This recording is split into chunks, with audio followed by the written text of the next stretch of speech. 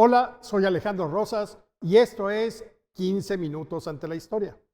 Y como estamos en las conmemoraciones por los 700 años de la fundación de Tenochtitlán, hoy les traigo dos historias. Se llaman aztecas o mexicas y la historia de Huitzilopochtli. A 700 años de la fundación de Tenochtitlán, prevalece la discusión acerca de si es indistinto utilizar aztecas o mexicas para referirse a los habitantes de la ciudad imperial. En un riguroso sentido histórico, pero sobre todo desde la mitología, los habitantes de la ciudad consagrada a Huitzilopochtli en medio del lago eran exclusivamente mexicas. Las crónicas lo aclaran de una manera muy sencilla. Luego de haber recibido todas las indicaciones pertinentes, advertencias, seguro de viaje y algunos otros detalles, en el año 1116 comenzó oficialmente la peregrinación. Junto con los aztecas partieron 6 tribus: xochimilcas, chalcas, tepanecas, culúas, tlahuicas y tlaxcaltecas, y llegaron juntos a un lugar donde había un ahuehuete, el lugar al pie del árbol. Ahí, Huitzilopochtli se manifestó de una manera contundente. La gente de las 7 tribus fue testigo de cómo el ahuehuete se partió en 2, como si lo hubiera atravesado un rayo, pero no había rastro de fuego ni nada parecido. El hecho era una señal divina. Huitzilopochtli le ordenó a los aztecas que debían separarse de las otras tribus y continuar su camino solos, y les hizo saber que a partir de ese momento ya no serían reconocidos como aztecas. Su nuevo nombre sería el de mexicas, y les proporcionó las armas para cumplir con su misión: un arco, una flecha, una red y un lanzador de dardos.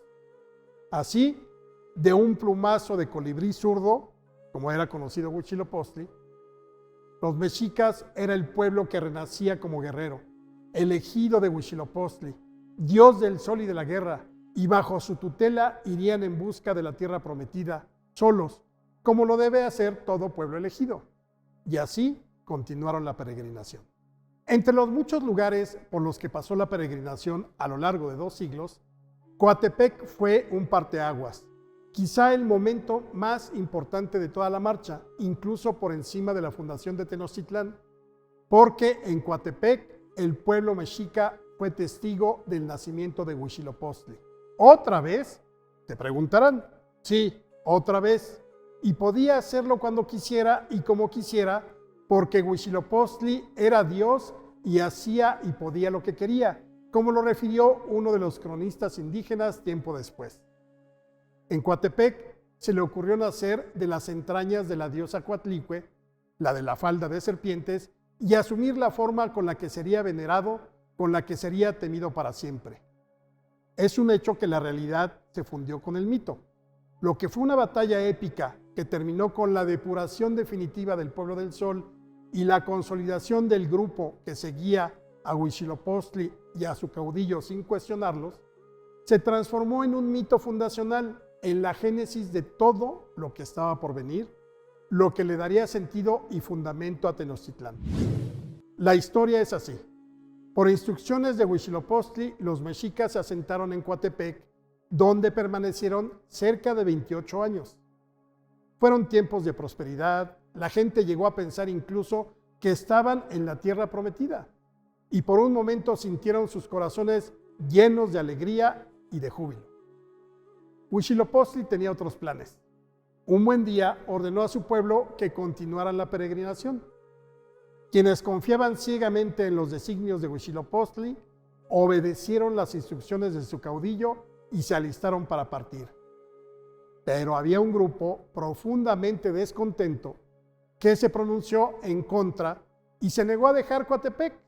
Ellos se llamaban los 400 Urianos y eran encabezados por una mujer llamada Coyolxauhqui.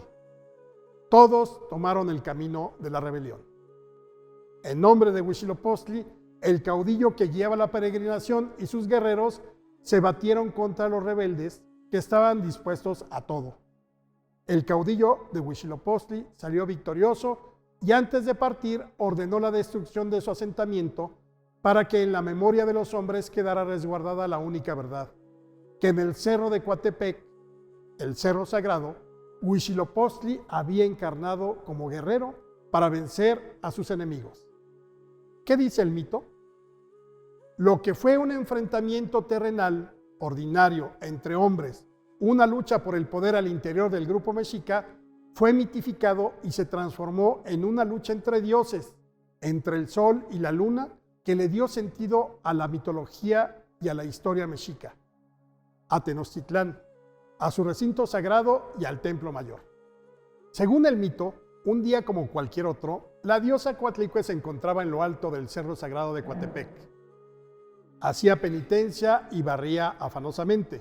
De pronto, del cielo cayó una pluma que tomó entre sus manos y la guardó en su seno. Así quedó embarazada, sin la intercesión de nadie, simplemente por un acto divino. Aunque Coatlicue ya cargaba con 400 hijos varones, conocidos como los 400 surianos, y además con una hija, la diosa Coyolxauhqui, se sintió agradecida con su nuevo embarazo. Pero cuando Coyolxauhqui se enteró, hizo un berrinche digno de una diosa. Reunió a sus hermanos, los azuzó, les dijo que habían sido humillados y deshonrados por su madre. Era una vergüenza que estuviera embarazada sin saber de quién. Sus hermanos la escucharon y permitieron que sus corazones se llenaran de rencor y desprecio por Coatlicue. Y como toda familia disfuncional, antes que arreglar sus diferencias de una manera cordial y pacífica, Coyolxauhqui y sus hermanos prefirieron matar a su madre. En los siguientes días, la temperamental diosa, que era de armas tomar, y sus 400 hermanos conspiraron contra Coatlicue. Se prepararon para la guerra y marcharon hacia el cerro de Coatepec. La angustia se apoderó de Coatlicue, pero el hijo que llevaba en su seno era el dios solar, el dios de la guerra. Era Huitzilopochtli, que desde el vientre la tranquilizó y súbitamente nació convertido en adulto, ataviado para la guerra y furioso. El cerro de Coatepec estaba llamado a ser el escenario de la gran batalla. Luego de poner a salvo a su madre y sosegar su corazón, Huitzilopochtli esperó paciente la llegada de su hermana y de sus hermanos que de pronto aparecieron frente a sus ojos. La sorpresa fue mayúscula.